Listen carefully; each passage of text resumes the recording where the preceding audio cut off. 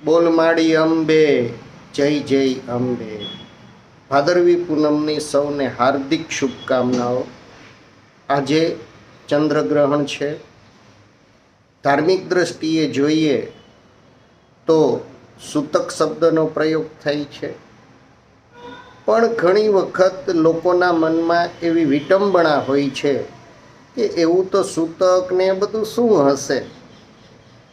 તો આખું જે પ્રક્રિયા છે એને વૈજ્ઞાનિક દ્રષ્ટિકોણથી જોઈએ તો જ્યારે આપણે ભૌતિક વિજ્ઞાનમાં વધારે આગળ અભ્યાસ કરીએ ત્યારે આપણને રેડિયેશન, હાનિકારક વિકિરણો, એની માનવ શરીર ઉપર થતી અસરો, એ બધું એમાં જાણવા મળે છે.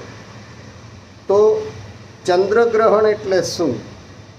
સૂર્ય અને ચંદ્રની વચ્ચે પૃથ્વી આવે છે, એટલે સૂર્યના જે વિકિરણો છે એ પૃથ્વી ઉપર ડાયરેક્ટ આવે છે અને જેને હિસાબે એ રેડિયેશનથી ખોરાક દૂષિત થાય છે અને ઘણા બધા રોગ ઉત્પન્ન કરનારા દ્રવ્યો એમાં ઉમેરાઈ જાય છે, જેને આપણા શાસ્ત્રોએ સૂતક નામ આપ્યું. હવે લોકોના મનમાં પ્રશ્ન થાય છે કે ગ્રહણ સમયે શું કરવું? તો ગ્રહણની છાયા 12:30 વાગ્યે શરૂ થઈ જાય છે. ત્યાર પછી પૂજા પાઠ એ બધું બંધ રહેશે. પૂજા પાઠ, ધાર્મિક ક્રિયાઓ બીજે દિવસે સવારથી શરૂ થશે. હવે રહી વાત જમવાની, તો ગ્રહણમાં ખાઈએ આપણે તો એમ કહેવાય કે ઘરણ ઘેલો થાય.